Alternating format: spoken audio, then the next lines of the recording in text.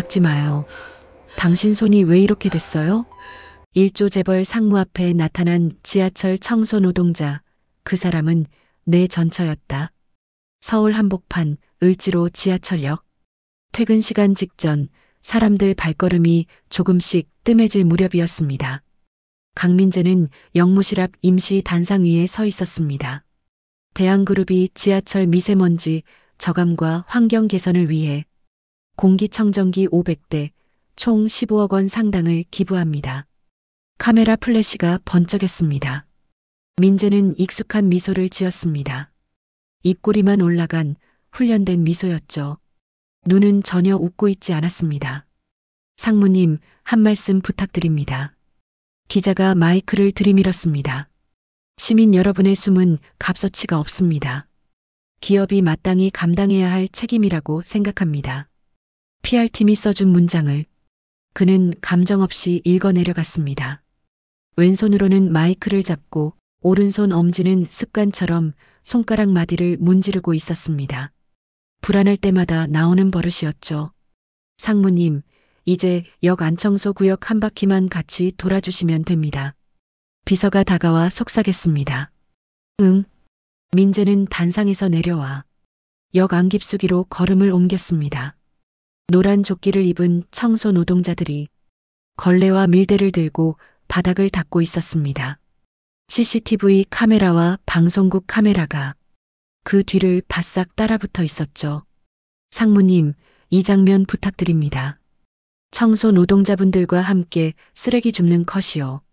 민재는 준비된 연출에 익숙한 듯 검은 양복 바지를 살짝 걷어 올리고 역 구석에 떨어진 캔과 휴지를 주워 담았습니다. 하나, 둘, 셋. 좋습니다. 한 컷만 더요. 그렇게 착한 재벌 3세 이미지가 카메라에 차곡차곡 쌓여가던 그때였습니다. 민재의 시야 구석에서 낯익은 뒷모습이 스쳤습니다.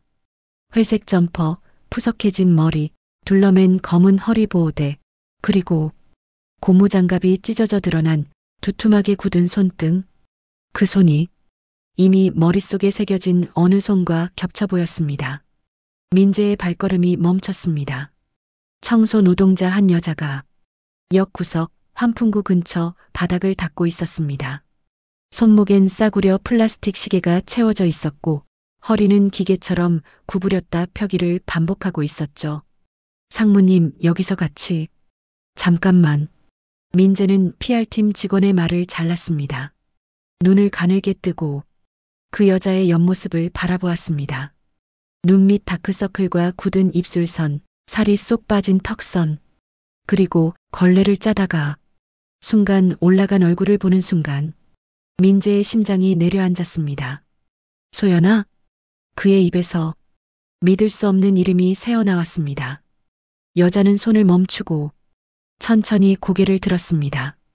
서울대 음대수석 졸업, 유명 첼리스트, 한때 강 회장 집안의 귀한 며느리로 수많은 상류층 결혼식 연주를 도맡으며 사람들에게 신의 손이라 불리던 여자, 그의 전처 정소연이었습니다. 하지만 지하철 바닥 위에 무릎을 꿇고 있는 이 여자는 민재가 기억하는 그 모습과 너무나 달랐습니다. 손등에는 굳은 살 대신 두꺼운 화상 흉터가 남아 있었고 손가락은 여러 번 데인 듯 구부정하게 굽어 있었습니다. 얼굴은 마른 종이처럼 푸석해져 있었고 눈가엔 깊은 주름이 패여 있었죠. 소연의 눈이 민재를 향했습니다. 그 순간 둘 사이의 시간 10년이 한꺼번에 무너져 내리는 듯 했습니다. 소연의 동공이 훅 커졌습니다. 입술이 부르르 떨렸습니다. 그리고 바닥을 닦던 손에 힘이 들어가더니 걸레를 꽉 쥔 그대로 몸을 돌렸습니다. 소연아. 민재가 부르기도 전에 소연은 젖은 걸레를 양동이에 던져넣고 허리를 잔뜩 숙인 채 역 안쪽 좁은 복도 쪽으로 급히 걸음을 옮겼습니다. 상무님, 촬영이. 찍지 마. 민재의 목소리가 낮게 깔렸습니다. 카메라가 그 장면을 잡으려 하자 그는 손바닥으로 렌즈를 거칠게 가렸습니다. 지금 당장 촬영 중단해. PR 팀장과 카메라맨이 당황해 서로를 바라봤습니다. 예. 하지만 방송국에서 지금 장 민재의 눈빛이 싸늘하게 식어 있었습니다. 그가 다시 고개를 돌렸을 땐 이미 소연의 모습은 역 구석 직원 출입구라고 적힌 문 안쪽으로 사라진 뒤였습니다. 손에 쥔 쓰레기 봉투가 유난히 무겁게 느껴졌습니다. 아니, 무거워진 건 쓰레기 봉투가 아니라 민재의 가슴이었습니다. 상무님 다음 일정이. 비서의 목소리는 어디 먼 데서 들려오는 것 같았습니다. 민재는 대답하지 않았습니다. 장갑 낀 손이 느릿하게 떨리고 있었고 오른손 엄지는 예전보다 더 거칠게 관절을 문지르고 있었습니다. 지하철 환기구 사이로 찬바람이 밀려 들어왔습니다. 수십억짜리 맞춤 수트 자락이 허공에서 허둥대듯 펄럭였습니다. 민재는 방금 자신 앞에서 도망친 여자가 10년 전 자신이 마지막으로 본 그 여자라는 걸 부정할 수 없었습니다. 그때 어느 아이의 웃음소리가 기억 속 어딘가에서 불쑥 튀어나왔습니다. 아빠, 빨리 와. 우리 성 봐야지. 그 웃음과 함께 검게 그을린 작은 손, 깨진 창문, 붉은 불길이 한꺼번에 머릿속을 덮쳐왔습니다. 여러분, 지금 이 재벌 3세 상무 앞에 나타난 지하철 청소 노동자는 한때 재벌가 며느리였던 전 부인입니다. 그녀의 손은 왜 저렇게 되었을까요? 그리고 둘 사이에 도대체 무슨 일이 있었던 걸까요? 본격적인 사연 시작 전에 구독과 좋아요, 알림 설정까지 부탁드리겠습니다. 어디서 보고 계신지도 댓글로 남겨주세요. 여러분의 한 번 한 번의 클릭이 이런 긴 이야기를 계속 만드는 큰 힘이 됩니다. 그럼 강민재와 정소연 그리고 그 사이에 있었던 한 아이의 이야기를 시작하겠습니다. 10년 전 대한그룹강 회장 자택. 서울 강남 언덕 위 마치 성처럼 우뚝 서 있는 하얀 저택이 있었습니다. 넓은 정원, 안내를 맡은 집사, 수십 명의 가사 도우미와 운전기사들.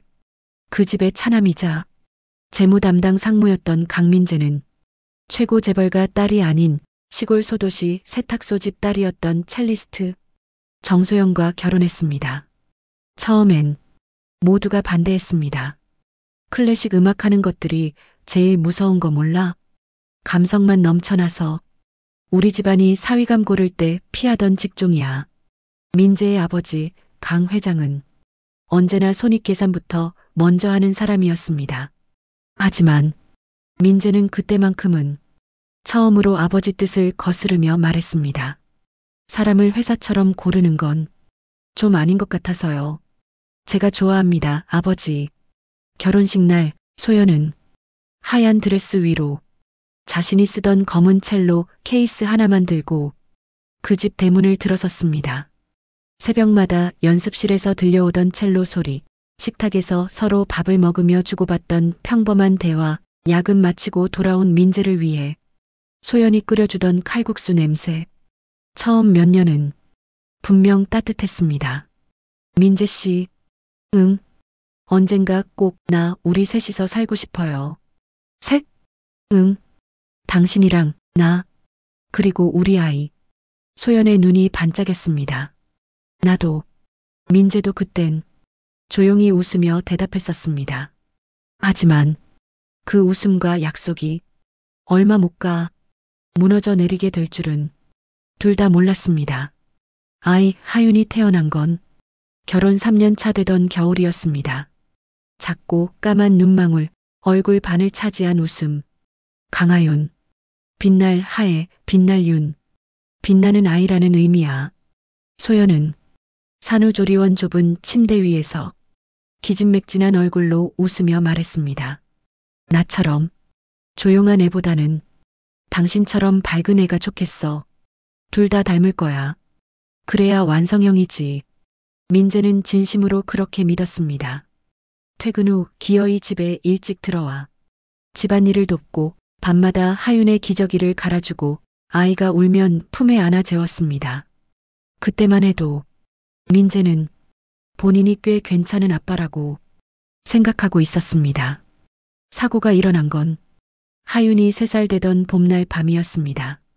그날 대한그룹 가전 계열사에서 새로 출시한 스마트 난방기가 판매 호조로 뉴스에까지 나오는 날이었죠.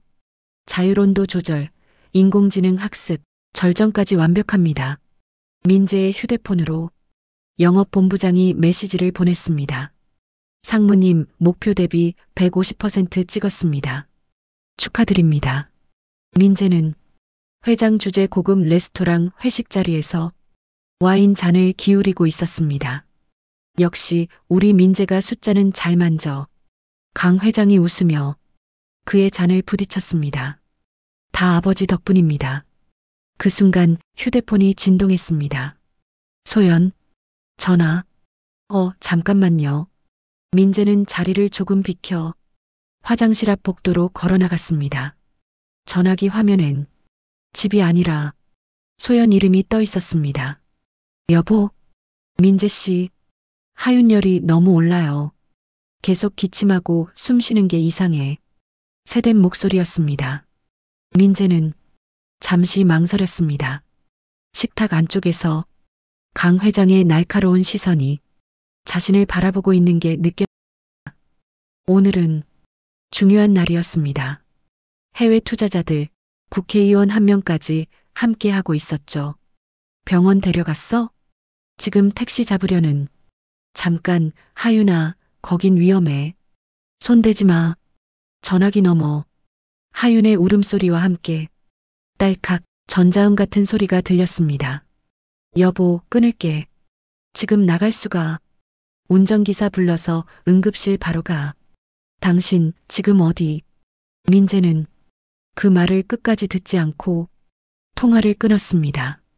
그리고 전화기를 진동 모드로 바꾸었습니다. 식탁 안쪽에서 강 회장이 어떻게 됐냐는 듯 눈짓을 보냈습니다. 민재는 아무 일 없었다는 듯 자리로 돌아가 잔을 들었습니다. 그럼 스마트 난방기 대박을 위해 그가 억지로 웃으며 말했습니다. 그때는 몰랐습니다.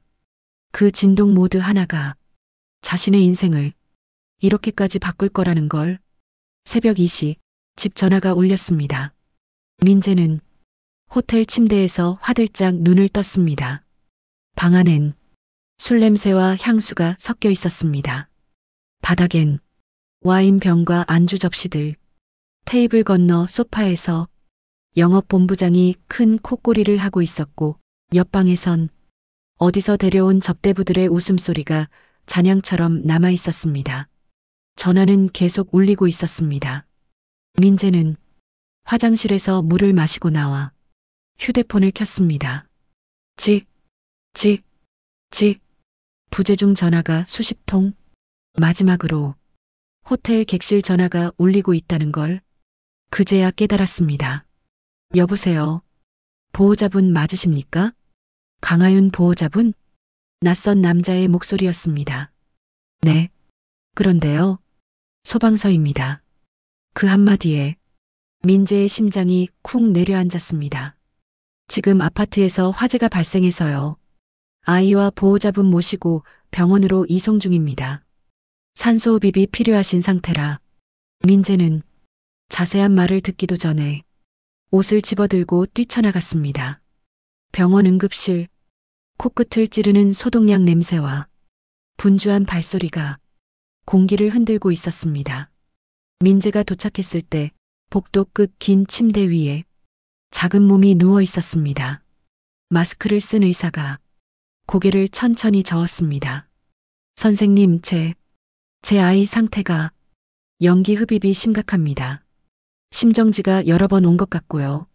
솔직히 말씀드리면 이미 의사의 말은 끝까지 들리지 않았습니다. 민재의 시선은 까만 머리칼과 그 사이로 보이는 익숙한 얼굴에 사로잡혀 있었습니다. 검게 그을린 볼, 감긴 눈꺼풀, 작은 코. 하윤아. 그의 목소리는 거의 숨에 가까웠습니다. 아빠 왔어. 하윤아. 껍질처럼 메말라붙은 입술은 단 한 번도 움직이지 않았습니다. 침대 옆 다른 침대 하나엔 산소 마스크를 쓴 소연이 누워 있었습니다. 양손은 붕대로 굵게 감겨 있었습니다. 피와 약물이 섞인 자국이 붕대 밖으로 스며 나와 있었습니다. 아내분은 아이를 안고 나오다가 손과 팔에 심한 화상을 입으셨어요. 방문 손잡이가 너무 뜨거워져 있었던 데다 난방기 쪽에서 일어난 불꽃이 거실 전체로 번져서 의사의 설명은 머릿속에 제대로 들어오지 않았습니다. 민재는 오직 소연의 두 손만 보고 있었습니다. 10년 전 첼로 활을 잡고 섬세하게 줄을 문지르던 그 손이 지금은 피범벅이 된 붕대 속에 숨어 있었습니다. 그날 밤 병원 복도에서 그는 처음으로 울음소리를 밖으로 꺼내 울었습니다. 하지만 그 울음이 소연의 귀에는 들어가지 않았습니다. 소연이 눈을 떴을 때 가장 먼저 들은 목소리는 그가 아닌 강 회장의 목소리였습니다. 정 여사, 정신 좀 차려보세요. 하얀 병실, 흰 천장. 소연은 눈을 떠 천천히 고개를 돌렸습니다. 침대 옆 의자에 강 회장이 앉아 있었습니다. 그 옆엔 검은 정장을 입고 서류철을 든 변호사가 서 있었습니다. 아버님, 목소리가 갈라졌습니다. 우리 하윤이는? 잠시 침묵이 흘렀습니다. 강 회장이 눈을 피한 채 말했습니다. 그 애는 갔네. 소연의 머릿속에서 무언가 끊어지는 소리가 났습니다. 아니에요. 아니에요. 제가 안았는데. 붕대에 감긴 손이 허공을 허우적거렸습니다. 피가 통하지 않는 것처럼 손끝이 푸르스름하게 변해 있었습니다. 정 여사, 강 회장의 목소리가 낯설게 들렸습니다. 딱딱하고 기계적이었습니다. 우리가 도울 테니까 지금부터 하는 말 잘 들어요. 침대 옆 변호사가 서류를 펼쳤습니다. 경찰 조사에서 난방기 근처에 두었던 빨래 건조대와 콘센트 주변 물건들이 과실방치로 판단될 소지가 있습니다. 보험사에서도 이에 대해 무슨 소리 하시는 거예요? 소연이 목소리를 높였습니다. 숨이 차오르며 기침이 터졌습니다. 난방기가 갑자기 불꽃을 내뿜었어요. 저 안 켰는데. 저는 그날 분명 전원을 뽑았는데. 정 여사, 강 회장이 이번엔 아예 말을 잘랐습니다. 대한전자의 난방기는 이미 안전검사 다 통과한 제품이야. 지금 시점에서 제품 결함 얘기가 나오면 우리는 끝이야. 알겠어? 그의 눈빛은 손주의 죽음에 대한 슬픔보다 주가 그래프와 여론조사 수치가 더 많이 비쳐 있는 것처럼 보였습니다. 대신 우리가 다 책임질게. 내 과실로 정리되면 보험 처리도 깔끔하게 되고 언론 쪽에서도 우리가 막을 수 있어. 제 과실이라고요? 소연은 붕대한 손을 들어 자신의 목을 붙잡았습니다. 제가 우리 아이를 죽였다는 말이에요? 말은 조심해. 그냥 잘못된 사용. 그 정도로 생각해. 변호사가 서류 한 장을 내밀었습니다. 여기에 서명하시면 법정까지 가는 일도 없을 겁니다. 정식 기소 대신 벌금형 정도로 끝나고요. 언론에도 나가지 않게 하겠습니다. 싫어요. 소연이 고개를 저었습니다. 그럴 수 없어요. 그럴 수가. 정소연 씨, 이번엔 강 회장이 아닌 민재의 목소리가 들려왔습니다. 병실 문이 열려 있었습니다. 그가 문 앞에 서 있었죠. 얼굴은 말라 있었고 눈은 벌겋게 충혈되어 있었습니다. 사인에 짧은 한마디였습니다. 민재 씨, 당신이 하윤이를 지키지 못한 건 사실이야. 그의 목소리는 눈과는 정반대로 너무나 차분했습니다. 난 그날 전화. 그래, 날 탓해도 돼. 그건 나중 얘기야. 그는 침대 옆까지 걸어와 서류를 내려다봤습니다. 지금 제품 결함으로 가면 회사 난리가 나. 아버지도 가만히 있지 않을 거야. 그래서요? 그래서 제가 죄를 뒤집어 쓰라고요? 하윤이는 민재의 목소리가 잠시 흔들렸습니다. 이미 없어. 하지만 살아있는 사람들은 살아야 하잖아. 살아야 할 사람들 목록 안에 과연 자신이 들어있는지 소연은 모르겠다고 느꼈습니다. 우리가 당신 감당할 수 있을 만큼은 보상할게. 집도 정리해 줄 거고. 보상? 그 단어가 소연의 귓속에서 온몸을 긁어내리는 듯 했습니다. 우리 애를 돈으로 보상한다고요? 붕대를 감은 손이 부들부들 떨렸습니다. 그럼 어떻게 하자는 건데? 민재가 처음으로 격하게 말을 내뱉었습니다. 당신이 감옥 가고 언론에 얼굴 나가고 난방기 결함 소송 걸고 그래서 뭐가 달라져? 하윤이가 돌아와? 소연은 그 말을 듣는 순간 자신이 결혼했던 남자가 언제부터 이렇게 멀어진 사람인지 뒤늦게 깨달았습니다. 그럼 소연의 눈이 붉게 달아올랐습니다. 당신 말대로 살아있는 사람들은 살아야 한다면 그 살아야 하는 사람에 나는 없는 거네요. 잠시 긴 침묵. 민재는 그 말에 대답하지 않았습니다. 그게 답이었습니다. 결국 소연은 난방기 주변 정리 부주의에 대한 과실을 인정하는 문서에 서명을 했습니다. 실형을 면하는 대신 사회봉사 명령과 벌금형 그리고 무엇보다도 그녀의 손에 남은 돌이킬 수 없는 화상 흉터. 강 회장은 조용히 일을 처리했습니다. 대한전자의 난방기는 곧바로 일부 부품이 조정되었다는 내부 지침과 함께 추가 업그레이드 버전 출시 예정이라는 이름으로 새 제품을 내놓았습니다. 언론에는 30대 여성 난방기 부주의 사용으로 화재 유발이라는 작은 기사 한 줄만 실렸고 그 기사마저 몇 시간 만에 포털 메인에서 내려갔습니다. 아파트 주민들 사이에선 이야기가 달랐습니다. 애를 혼자 두고 친구 만나러 나갔다더라. 재벌가 며느리라더니 결국 사람은 다 똑같지 뭐. 강 회장은 단호하게 말했습니다. 이혼해. 민재는 거의 저항하지 못했습니다. 아이를 잃은 슬픔과 죄책감, 자신이 전화를 받지 않았던 그 밤의 기억, 그리고 아버지의 압박이 한꺼번에 목을 조여왔습니다. 소연아, 이혼 서류를 들고 그녀를 마주봤던 날 민재가 겨우 꺼낸 말은 이 한마디였습니다. 미안해. 그래요. 소연이 웃었습니다. 입꼬리만 올라간 웃음이었습니다. 이제야 우리 둘이 같은 말을 하네요. 뭐라고? 나도요. 당신한테 아주 많이 미안해요. 그 말의 의미를 민재는 그때 이해하지 못했습니다. 이혼 후 소연에게 돌아온 건 화상 흉터와 몇 달치 생활비가 든 봉투 하나뿐이었습니다. 강 회장 측 변호사는 분명히 말했습니다. 언론에 나가지 않은 것만 해도 회장님께 큰 신세를 진 겁니다. 알아두세요. 친정집은 이미 오래전에 빚 문제로 문을 닫았습니다. 아버지는 돌아가셨고 어머니는 시골 요양병원에 누워 있었습니다.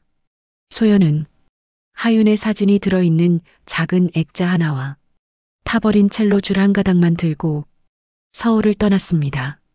지방도시 작은 월세방, 알바 전단지, 24시간 편의점, 콜센터, 반찬가게 포장.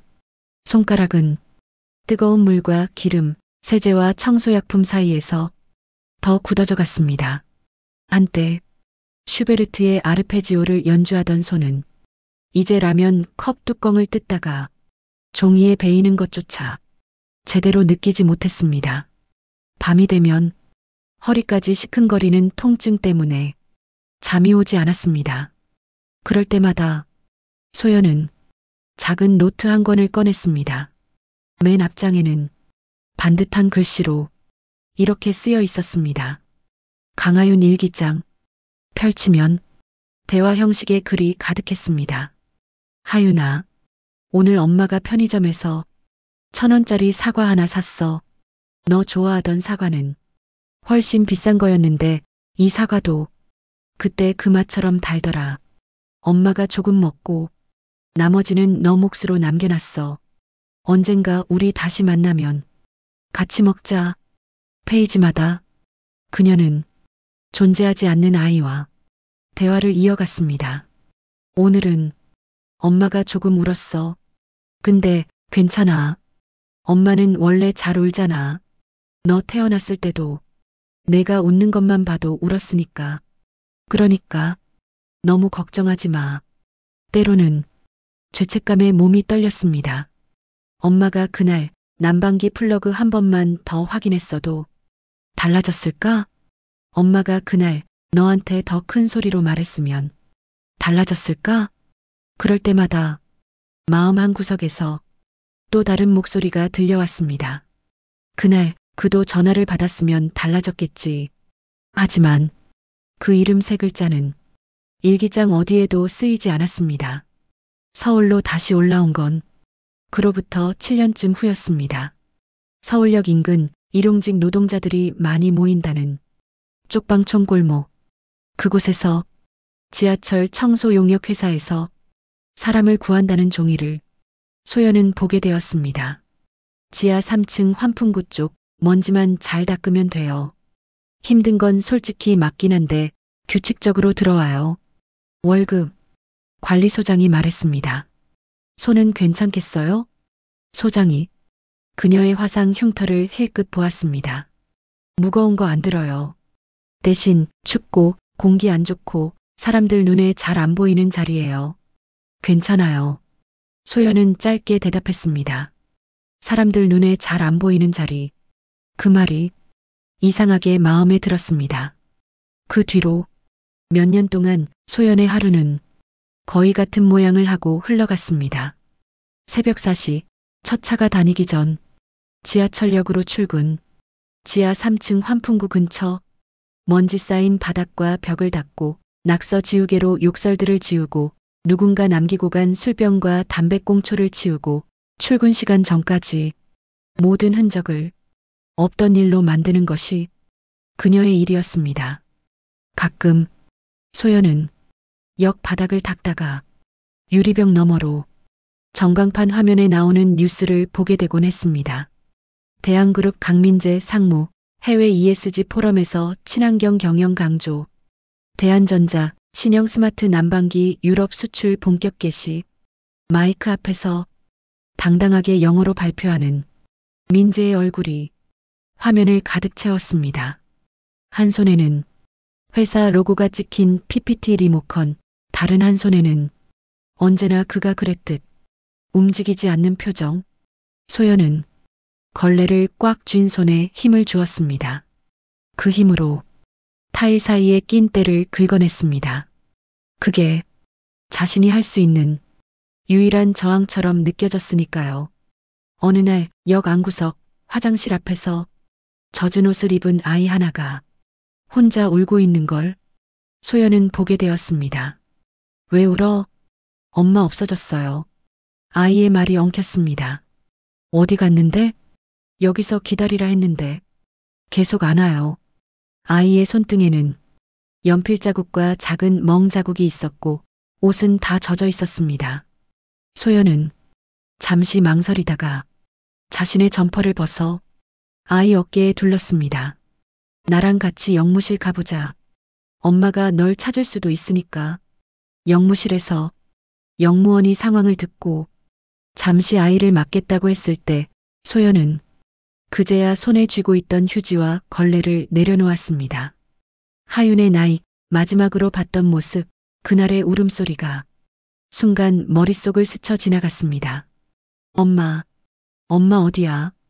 그날 이후로 소연은 역 안에서 혼자 울고 있는 아이들, 술 취한 아빠 옆에서 눈치만 보고 있는 아이들, 쓰레기 봉투 옆에서 종이 상자를 뒤지던 아이들을 보면 외면하지 못하게 되었습니다. 일 끝나고 남은 빵과 우유를 조용히 건네주거나 영무실에 데려다 주거나 필요하면 동사무소나 아동보호센터 번호를 대신 눌러주는 것. 누가 시킨 것도 아니고 누가 알아주는 것도 아니었지만 그게 살아있는 사람들 중 자신이 살려야 할 사람들처럼 느껴졌기 때문입니다. 산막 진실이 드러나는 날, 지하철역 PR 행사에서 소연을 다시 본 그날 밤, 민재는 집에서 잠을 이루지 못했습니다. 벽걸이 TV 화면에는 그날 행사 장면이 뉴스로 나오고 있었습니다. 대한그룹 강민재 상무가 지하철 환경 개선 캠페인에 자발적으로 참여하며 청소 노동자들과 함께 쓰레기를 줍는 모습이 화제가 되고 있습니다. 영상 속에서 민재는 웃고 있었습니다. 입꼬리가 딱 3도 올라가 있었습니다. 하지만 그 화면 뒤편 프레임 바깥에서는 붕대 대신 고무장갑을 낀 소연의 손이 무릎을 짚고 일어나 도망치는 장면이 존재한다는 걸 아무도 모르고 있었습니다. 민재는 TV를 껐습니다. 서랍을 열어 10년 전 병원에서 받아두었던 한 장의 종이를 꺼냈습니다. 화재 현장 감식 결과 줄줄이 적힌 기술 용어들 사이로 사용자 과실이라는 단어만 눈에 들어왔습니다. 그때까지만 해도 민재는 그 문서가 조금 과장되었을지언정 거짓말이라고 생각해 본 적은 없었습니다. 그래야 자신이 버틸 수 있었으니까요. 하지만 지하철역에서 마주친 소연의 손을 보고 난 후 그 생각은 더 이상 버틸 수 있는 핑계가 되지 못했습니다. 다음 날 민재는 아무에게도 알리지 않고 대한전자 품질관리팀에 있는 대학교 후배를 불러냈습니다. 2012년형 스마트 난방기 초기 모델 결함 관련해서 보고 올라온 거 있지? 후배의 얼굴이 굳었습니다. 그건 기록상 없는 걸로 정리되었습니다. 상무님. 기록상? 예. 당시 품질팀에서 과열 사고 가능성에 대해 몇 번 보고를 올렸던 걸로 기억하는데 회장실 쪽에서 직접 호출이 들어왔습니다. 그 후론 그는 말을 흐렸습니다. 서류 다 폐기됐겠지. 네. 백업 서버는? 상무님, 그건 내가 말 안 해도 내가 찾아보면 다 알아. 민재의 목소리가 낮게 가라앉았습니다. 그러니까 지금 나한테 말해. 불법적인 일 시킬 생각 없어. 다만 내가 알아야 할 걸 알고 싶은 것뿐이야. 후배는 잠시 망설이다가 조심스럽게 입을 열었습니다. 구형 서버실에 지워지지 않은 로그가 조금 남아있을지도 모릅니다. 다만 아무도 그 문제를 다시 꺼내고 싶어 하지 않을 겁니다. 알았어. 민재는 더 이상 묻지 않았습니다. 대신 비서실장을 호출했습니다. 아버지가 당시 난방기 문제로 언론사나 관공서 접촉한 기록 있어? 비서실장은 평소와 다른 기류를 느꼈습니다. 정확한 내용은 없지만 그때 국회 국정감사에서 가습기 살균제 사건 이후 생활가전 안전기준 강화 이야기가 나올 때 회장님께서 개별적으로 의원 몇 분과 만나신 걸로 알고 있습니다. 명단이랑 당시 기부금 내역 다 뽑아와. 네, 상무님. 하지만 이렇게까지 하실 필요 없어. 이건 내 문제야. 비서실장은 더 묻지 못했습니다. 민재의 눈빛이 평소 회의할 때의 예리함과는 다른 거의 절박함에 가까운 기운을 띠고 있었으니까요. 며칠 뒤 구형 서버실에서 오래된 로그 파일들이 하나둘 복구되었습니다. 거기엔 이런 문장들이 남아 있었습니다. 긴급 난방기 모델 KNH-1204 특정 온도에서 과열 로그 반복. 사용자 화상 3건 소송 가능성 있음. 회장실 지시 관련 키워드 검색 결과 정리, 사고 기사 모니터링. 그리고 결정적인 한 줄. 2015.03 17아파트 화재 관련 제품 결함 언급 금지. 회장 지시 사용자 과실로 정리하라. 파일 이름 옆엔 강호 회장 비서 아이디가 찍혀 있었습니다. 민재는 모니터를 바라보다 천천히 의자에 몸을 기대었습니다. 그래서 그때 아버지는 나한테 그렇게 말했구나. 이미 죽은 애다. 살아있는 사람들부터 생각해라. 당시엔 그 살아있는 사람들이 자신과 회사 그리고 가족이라고 생각했습니다. 지금은 그 말이 얼마나 잔인한 말이었는지 알 것 같았습니다. 결정적인 증거는 생각지도 못한 곳에서 나왔습니다. 화재 현장에 출동했던 당시 소방관 중 하나가 몇 달 전 퇴직했다는 사실을 비서실장을 통해 알게 된 것입니다. 당시 기록 혹시 개인적으로라도 가지고 계신 게 있을까요? 조심스럽게 물었을 때 퇴직 소방관은 잠시 눈을 감았다가 오래된 USB 하나를 꺼내 주었습니다. 공식적으로는 다 지워졌어요. 현장 기록도 사진도. 그의 목소리는 피곤하게 갈라져 있었죠. 근데 그날 현장이 너무 이상했거든요. 이상했다니요? 난방기 주변이 너무 깔끔했어요. 불이 났던 자리치고는 나중에 들은 얘긴데 회사 쪽에서 미리 들어와서 제품은 다 치워갔다고 하더라고요. 그 USB 안에는 이름 없는 사진 몇 장과 간략한 메모 파일이 들어 있었습니다. 사진 속엔 검게 그을린 거실, 깨진 유리창, 타버린 커튼, 그리고 소방관이 한 장을 가리켰습니다. 여기 보이죠? 이 자국. 한 번에 확 타오른 게 아니라 안쪽에서 여러 번 작은 불꽃이 튀다가 나중에 크게 번진 흔적이에요. 민재는 사진을 확대해 보았습니다. 모서리 한쪽 난방기가 있어야 할 자리에는 무언가를 떼어낸 듯한 사각형 자국만 남아 있었습니다. 바로 그 자리에 붉은 글씨로 소방관이 적어 놓았습니다. 제품 결함 의심. 그 메모가 공식 보고서에는 사용자 부주의로 바뀌어 있었습니다. 민재는 더 이상 피할 수 없다는 걸 알았습니다. 먼저 아버지를 찾아갔습니다. 아버지, 그때 화재. 지금 와서 그 얘기 꺼내서 뭐 하려고. 강 회장은 신문을 접으며 말했습니다. 난방기 결함 보고서 이미 보고 받으셨죠? 안 받았으면 좋았을걸. 회장은 짧게 비웃었습니다. 하지만 받으셨잖아요. 그래, 받았다 치자. 그래서 아버지는 손자를 잃었어요. 민재의 목소리가 떨렸습니다. 그런데 그 사실 앞에서도 회사를 먼저 생각하셨어요. 내가 상무가 된 것도 그 회사 덕분이고 그 여자가 재벌가 며느리 체험이라도 해본 것도 우리 집안 덕분이야. 그 여자는 제 아내였고 그 애는 제 아이였습니다. 그럼 너라도 지켰어야지. 그날 회식 자리에 안 나오고 그 한마디에 민재는 더 이상 말을 잇지 못했습니다. 강 회장은 의자에 기대며 말했습니다. 넌 아직도 현실을 모른다. 한 아이의 죽음을 인정하면 우리 회사의 몇천 명의 직원, 몇만 명의 가족이 영향을 받는다. 나는 그들까지 책임져야 하는 사람이야. 그래서 아무 잘못 없는 사람에게 죄를 뒤집어 씌우는 게 책임입니까? 걔가 아무 잘못이 없다고. 누가 그래? 아이를 혼자 놔둔 것도 난방기 주변 정리 안 한 것도 다 사실이야. 민재는 입술을 깨물었습니다. 아버지, 전 일 더 이상 덮어두지 않을 겁니다. 내가 감당할 수 있을까?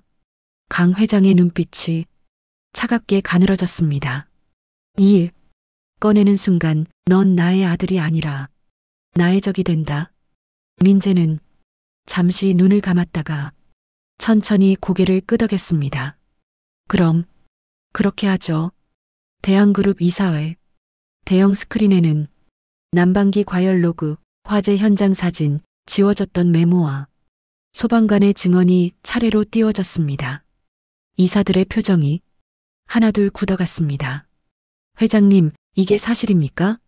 국회의원과 언론사에 지급된 기부금과 후원금 내역 모두 이 시기와 겹칩니다. 소비자에게 단 한 번도 제품 결함 가능성을 알리지 않았다고요? 강 회장은 처음엔 부인하려 했지만 이미 너무 많은 증거가 쌓여 있었습니다. 무엇보다 화면에 비친 한 아이의 사진이 회의실 공기를 바꿔놓았습니다. 하윤, 3살 때 찍은 사진. 초점이 맞지 않은 사진 속에서 그는 활짝 웃고 있었습니다. 제 아들입니다. 민재가 말했습니다. 그리고 이 아이의 엄마는 지금 지하철역 바닥을 닦고 있습니다. 자신의 손으로 아이를 지키려다 손을 잃다시피 한 채로요. 이 사실은 적막해졌습니다. 오늘 이 자리는 과거를 파헤치기 위한 자리가 아니라 우리가 어떤 미래를 선택할 것인지 결정하는 자리라고 생각합니다. 민재는 단호하게 말했습니다. 우리는 이 사실을 공개해야 합니다. 그리고 책임을 져야 합니다. 회장님 해임 동의안에 찬성하시는 분? 손들이 하나둘 올라갔습니다. 강 회장은 입술을 깨물었습니다. 너까지 나를. 민재는 아버지의 눈을 직접 바라봤습니다. 아버지를 위한 게 아닙니다. 우리 모두를 위한 겁니다. 표결 결과 회장 해임안은 가결되었습니다. 이사회 이후 민재가 제일 먼저 간 곳은 지하철역이었습니다. 새벽 청소 시간이 끝나갈 즈음 역 안구석에서 소연이 마지막 쓰레기 봉투를 정리하고 있었습니다. 그는 천천히 다가가 함부로 이름을 부르지 못하고 입을 열었습니다. 정소연 씨. 소연은 무릎을 펴며 돌아봤습니다. 이제 와서 왜 존댓말해요? 쓰디쓴 웃음을 지었습니다. 미안해. 그 말 예전에도 들었어요. 소연이 걸레를 비틀어 짰습니다. 이혼 서류 들고 왔을 때도 이번에는 그때랑 다릅니다. 민재는 자신이 들고 온 봉투를 내밀었습니다. 안에는 회사 로고가 찍힌 문서들과 한 장의 손편지가 들어 있었습니다. 대한그룹에서 곧 공식 발표를 할 겁니다. 난방기 결함에 대한 책임, 화재 사고 은폐에 대한 인정, 그리고 그는 숨을 한번 가다듬고 말했습니다. 당신에게 우리가 어떤 짓을 했는지에 대한 공식적인 사과도. 소연은 서류를 보지도 않고 봉투를 다시 밀어 넣었습니다. 그 사과 누가 써줬어요? PR팀이요? 법무팀이요? 아니야. 내가 썼어. 민재는 서툰 글씨가 빼곡히 적힌 손편지를 펼쳤습니다. 소연아, 그날 내가 전화를 받았다면 무언가 달라졌을까? 정답은 모르지만 적어도 이 말은 할 수 있을 것 같다. 그때 전화 안 받은 죄, 회사 지키겠다고 너를 버린 죄, 아이를 지키지 못한 죄. 그걸 이제라도 내가 인정하고 끌어안고 가겠다. 그리고 어느 누구도 우리처럼 되지 않도록 내가 할 수 있는 일을 하겠다. 편지 끝엔 민재의 이름이 적혀 있었습니다. 소연은 잠시 눈을 감았다가 편지를 접었습니다. 그래서 이제 어떻게 하겠다는 건데요? 회사가 화재 피해자들 전부 찾아서 보상하고 사과할 겁니다. 그리고 난방기 같은 필수 제품은 전부 리콜할 거고 향후 안전 관련 투자에 최우선적으로 돈을 쓸 겁니다. 그래서 끝이에요? 아니, 그건 회사 일이고. 민재는 잠시 망설이다가 말했습니다. 나는 당신이 했던 일을 이어가고 싶습니다. 제가 뭘 했는데요? 아이들, 역에서 만난 애들 도와줬잖아요. 소연의 눈썹이 살짝 떨렸습니다. 그걸 어떻게? 영무실에서도 다 알아요. 당신이 어떤 애들을 어떻게 데려다가 어디에 전화해서 연결해줬는지. 민재는 또 다른 서류를 꺼냈습니다. 화재가스전기 사고로 집을 잃은 아이들과 가족들을 위한 상설 쉼터와 상담센터를 만들 겁니다. 이름은. 그는 조심스럽게 말을 이었습니다. 하윤하우스라고 하려 합니다. 그 이름을 듣는 순간 소연의 가슴 깊은 곳에서 핀셋으로 찌르는 듯한 고통이 올라왔습니다. 그 이름 누가 짓자고 했어요? 나야. 근데 싫으면 바꿀 수도 있어. 아니요. 소연이 고개를 저었습니다. 좋아요.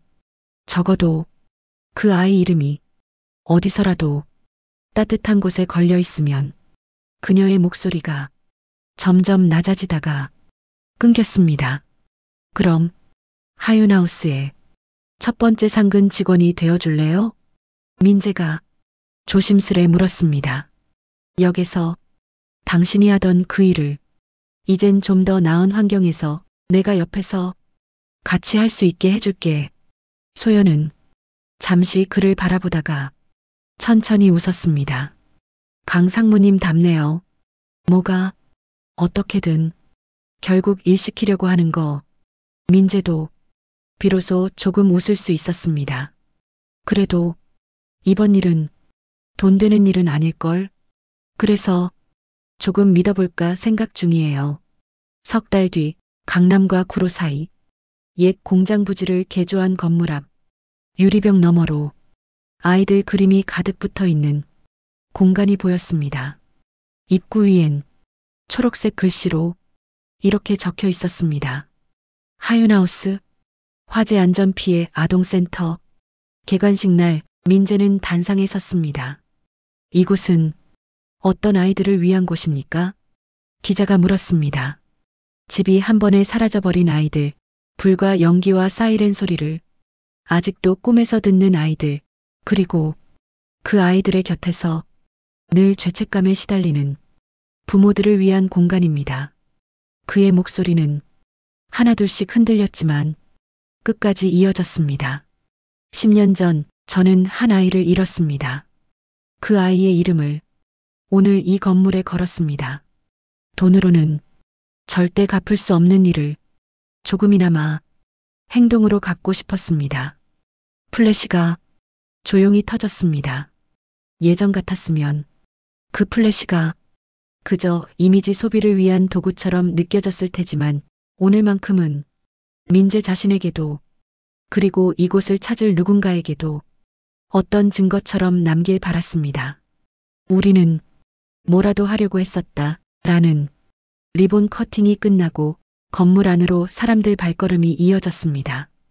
상담실, 놀이방, 응급침대가 놓인 작은 진료실, 그리고 아이들이 잠시 머물 수 있는 안전한 방들. 그중 한켠 가장 작은 방문 앞에서 소연이 서 있었습니다. 허리까지 내려오는 머리는 깔끔하게 묶여 있었고 손엔 아직도 옅은 화상 자국이 남아 있었지만 오늘은 고무장갑이 아니라 아이들의 이름이 적힌 파일이 들려 있었습니다. 들어가도 돼? 민재가 물었습니다. 여기 첫 번째 상담 예약한 아이가 있어요. 소연이 문을 조금 열었습니다. 방 안에는 초등학교 4학년쯤 되어 보이는 남자아이 하나가 구석에 웅크리고 앉아 있었습니다. 옆에는 어제까지 쓰던 것처럼 보이는 하지만 이미 그을음 자국이 묻은 작은 인형 자동차 하나. 안녕. 소연이 먼저 말을 걸었습니다. 난 이 센터에서 언니 같은 역할을 할 사람이고 저기는 그녀가 뒤를 가리켰습니다. 내가 무서울 때 괜찮다고 말해줄 아저씨야. 좀 못생겼지? 민재가 헛기침을 했습니다. 아이가 작게 웃었습니다. 오랜만에 지어보는 웃음처럼 어색한 웃음이었죠. 이름이 뭐야? 민재가 조심스럽게 물었습니다. 진우요. 진우야, 여긴 너 잘못한 거 아무것도 묻지 않는 곳이야. 대신 너가 얼마나 무서웠는지, 지금 무엇이 제일 싫은지 그것만 말.